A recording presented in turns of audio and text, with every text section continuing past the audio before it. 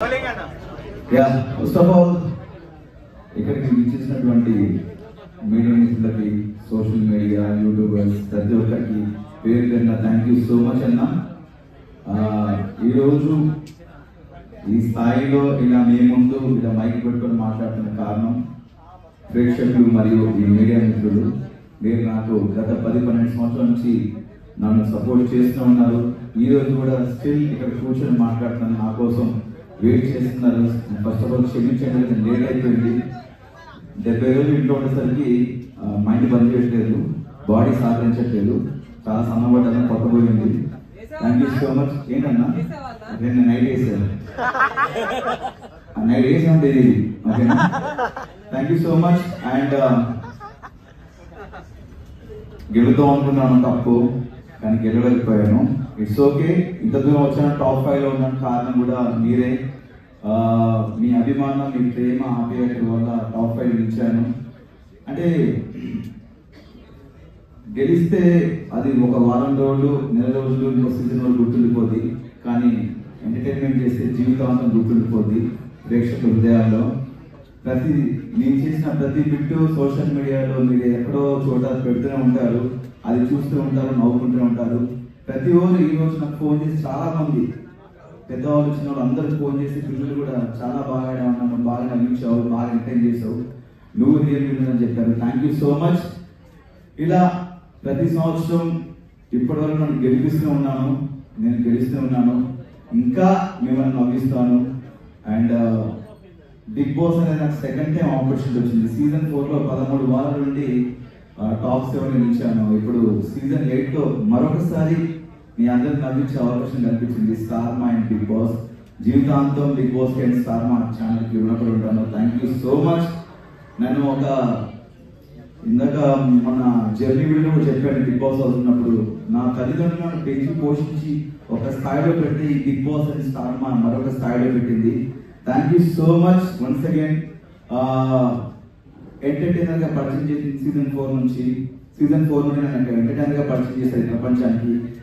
మరొకసారి అవినాష్ అన్నవాడు కామెడీ కాదు, ఏదైనా చేయగలడు, ప్రతి టాస్క్ ఆడతాడు, కామెడీ తప్ప ఏం చేయాలి అన్న వాళ్ళకి కామెడీ కాదు అన్ని చేస్తాను, ప్రూవ్ చేశాను. అది మీ అందరి ధైర్యం, మీ ఇచ్చిన ధైర్యం, మీ ఇచ్చిన బ్లెస్సింగ్స్ వల్ల thank you so much. And house లో చాలా మంది కంటెస్టెంట్స్ నాకు సపోర్ట్ చేశారు, ముఖ్యంగా రోహిణి అండ్ తేజ కూడా. థ్యాంక్ యూ సో మచ్ రా తేజ అండ్ రోహిణి, మీకు కూడా. ఇంకేం చెప్పాలి,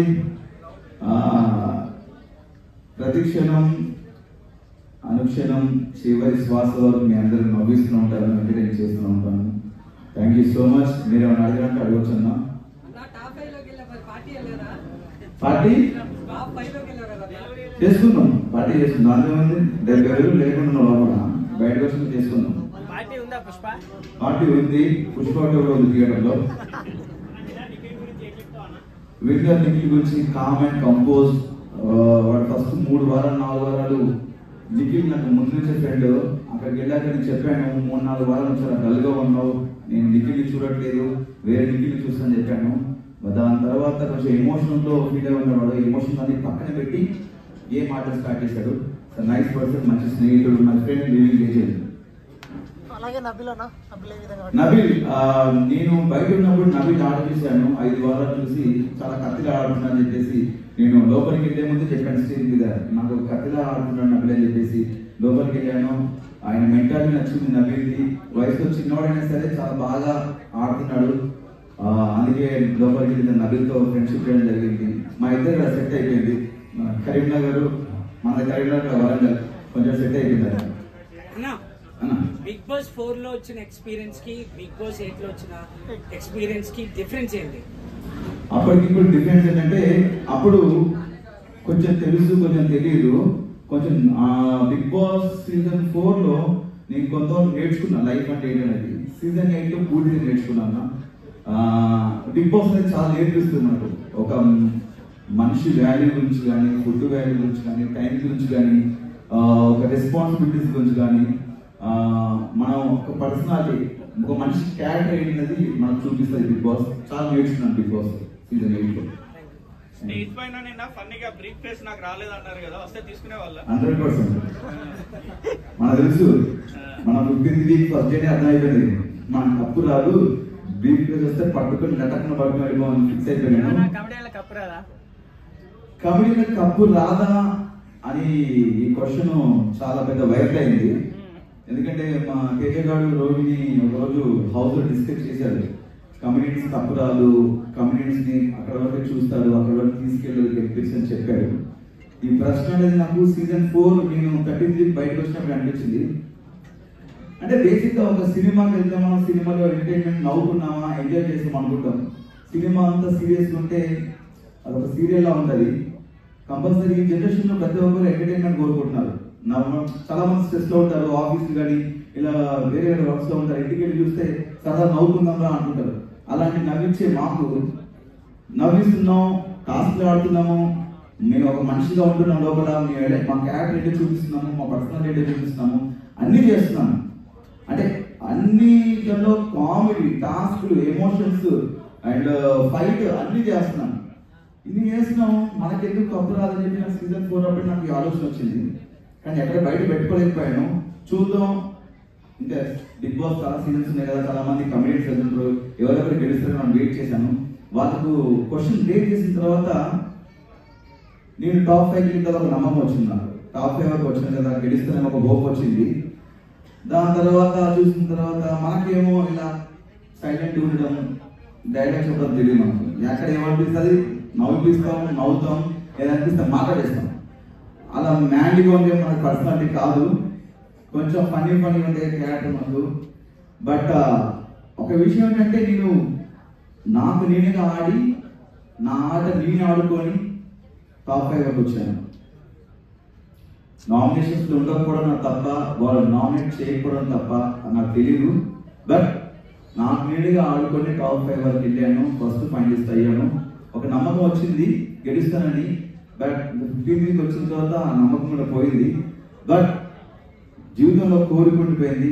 బిగ్ బాస్ లో ఒక కమెడియన్ గెలవాలి, ఒక ఎంటర్టైనర్ గెలవాలని కోరిక ఉంది. గెలిస్తే చాలా హ్యాపీ ఫీల్ అవుతా, నేను చాలా హ్యాపీ ఫీల్ అవుతా. నేనే కాదు, ఇలా ఎంటర్టైన్ చేసే కమెడియన్స్ చాలా మంది ఫీల్ అవుతారు. అన్న వైల్డ్ కార్డ్ నుంచి వచ్చిన వాళ్ళు ఇప్పటిదాకా టాప్ 5 వరకు రాలా, అంటే టాప్ 2 కి వచ్చాడు గౌతమ్. అయితే మరి ఏమనుకుంటున్నారు? టాప్ 5 వచ్చాను, నవదీప్ గారు వచ్చాను, టాప్ 2 రాలేదు. చాలా సంతోషం. ఎందుకంటే ఒక వైల్డ్ కార్డ్ మనం ఏంటంటే మన నుంచి ఏదో ఎక్స్పెక్ట్ చేస్తున్నాడు, దానికి తగ్గట్టు గౌతమ్ యాక్చువల్లీ నేను అనుకున్నాను గౌతమ్ గెలుస్తుందని చెప్పేసి చాలా హోప్స్ ఉంటాయి. స్టేట్ కూడా చెప్పాను గౌతమ్ గెలుస్తుందని. బట్ నా దృష్టిలో గౌతమ్ గెలిచినట్టే. ఎందుకంటే ఒక వైల్డ్ కార్డ్ గా 6th వీక్ వెళ్ళి సెకండ్ పొజిషన్ అంటే ఆల్మోస్ట్ విన్నర్ నా దృష్టిలో. బ్రీఫ్ కేస్ లో ఎంత అమౌంట్ ఉందనేది అయితే మీరు అడిగారు, బట్ చెప్పలేదు. చెప్పారు అక్కడ తర్వాత? చెప్పలేదు అన్న, నాకు యాక్చువల్లీ అదే ఉండి సిల్వర్ సూట్ కేసు ఎంతో చెప్పలేదు, గోల్డెన్ సూట్ కేసు ఎంతో చెప్పలేదు. చెప్తే బాగుంది అనిపించింది. లోపల చెప్తే ఆ ఇద్దరిలో ఎవరో ఒకరు డబ్బు అనేది ఒక ఆబ్వియస్లీ మనం చెప్తే అయిపోతాం. చెప్తే ఫిగర్ చెప్తే బాగుంటుంది నేను ఆన్సర్ అడిగాను, బట్ చెప్పలేదు. నాకు చెప్పకపోయినా సూట్ కేసు తీసుకొచ్చాము నాకు బట్ ఇవ్వలేదు. తెలుగు వాళ్ళకి టైటిల్ ఇవ్వకుండా కన్నడ వాళ్ళకి కూడా మీరు ఏమైనా ఫీల్ అవుతున్నారు? అంటే తెలుగు కన్నడ పక్కన పెడితే మన బేసిక్ గా మనందరం ఒకటే. వాళ్ళు ఇక్కడ వచ్చి చాలా సంవత్సరాల నుంచి వర్క్ చేస్తున్నారు, సీరియల్స్ లో కానీ సినిమాలో వర్క్ చేస్తున్నారు. అంటే ఫస్ట్ ఆఫ్ ఆల్ ఏంటంటే మన తెలుగు ఆడియన్స్ వాళ్ళు వీళ్ళు చూడరు, ప్రతి ఒక్కరిని ఎంకరేజ్ చేస్తారు, ప్రతి సినిమాని చూస్తారు, ప్రతి సినిమా యాక్టర్ని ఎంకరేజ్ చేస్తారు. భాష చూడరు, ఫస్ట్ ఆఫ్ ఆల్ పర్సన్ చూస్తారు, అతని బిహేవియర్ చూస్తారు, ఆ క్యారెక్టర్ చూస్తారు. ఫస్ట్ ఆఫ్ ఆల్ మన తెలుగు వాళ్ళకి ఏది అనిపిస్తుంది చేస్తారు కరెక్ట్. నాకు కన్నడ తెలుగు అలాంటిది ఏమి అన్నా, మనం అందరూ ఒకటి. చివరిగా మనం ఇండియన్స్, మన భారతీయులు అన్నా, అది నాకు తెలియదు అన్నా. అంటే స్టార్ మా బ్యాచ్ వాళ్ళని గెలిపించాలి అని ఒక రూమర్ ఉంది, మాటి వాళ్ళని గెలిపిస్తారు, బయట వాళ్ళకి సపోర్ట్ చేయరు అనేసి ఒక రూమర్ ఉంది. మీరు దాన్ని ఎంతవరకు సమర్థిస్తారు సార్? అంటే అది రూమర్ కదన్నా, దాన్ని రూమర్ క్రియేట్ చేసి కాబట్టి అది రూమర్ అనుకుంటాను. నాకు తెలియదు యాక్చువల్లీ. నాకు దానికి సమాధానం ఇస్తే చెప్పాను 100%. దాని గురించి మనకు తెలియదు అన్నా. మీ వైఫ్ రియాక్షన్ ఏంటి సార్ ఇంటికి వెళ్ళాక? ఫుల్ హ్యాపీ అన్న, చాలా హ్యాపీ. ఫస్ట్ ఆఫ్ ఆల్ పొట్ట దగ్గరికి ఇంకా హ్యాపీ ఫీల్ అయ్యింది. అంటే బేసిక్గా నా వైఫ్కి నా హెయిర్ అంటే చాలా ఇష్టం. బట్ నేను సినిమా అనే పిచ్చితో, సినిమా మీద ప్రేమతో పెంచుకున్నది. ఒక సినిమా కంటిన్యూటీ కూడా. బట్ ఒకసారి ఆటలో దిగిన తర్వాత ఆట కోసం ఏమైనా అని చెప్పేసి కట్ చేశాను. కొంచెం ఆ హెయిర్ కట్ చేసినప్పుడు చాలా ఏడ్చారండి ఇంట్లో. బట్ ఇట్స్ ఓకే, హెయిరే కదా మళ్ళీ పెరుగుతుంది. పృథ్వీకి మీకు బాగా ఆర్గ్యుమెంట్స్ జరిగాయి కదా, చాలా హిట్ మూమెంట్స్ ఉన్నాయి కదా మీ మధ్యలో, తర్వాత మాట్లాడుకున్నారా? ఇక నేను చాలాసార్లు చెప్పాను, నాకు ఇది ఒకటి గేమ్ వరకే, ఆట వరకే, మనం ఒక షోకి వచ్చాము, ఇది ఆట వరకే, బయటకి వెళ్ళిందని నాకు ఎలాంటి ఉండవు ఫీలింగ్స్ అని చెప్పాను. ఆర్గ్యుమెంట్ జరుగుతుంటాయి. మన విషయంలో జరిగింది ఎక్కువ డిస్రెస్పెక్ట్, వద్దు వద్దనం కూడా ఒరే ఒరే అంటున్నాం, వాడు అంటున్నాం. మనిషికి మనం చెప్తాం ఒకసారి 2 సార్లు చెప్పినా కూడా మళ్ళీ అదే చేస్తున్నా అంటే అది తెలియకన్నా తెలిస్తే నాకు తెలియదు. బట్ అది గేమ్ వరకు ఉంది. బట్ నాకు మాత్రం పృథ్వీ ఒక మంచి ఫ్రెండ్ అని ఇప్పటికి కలిస్తా, హాయ్ చెప్తాను, వెళ్ళేటప్పుడు బాయ్ చెప్తాను. Water please.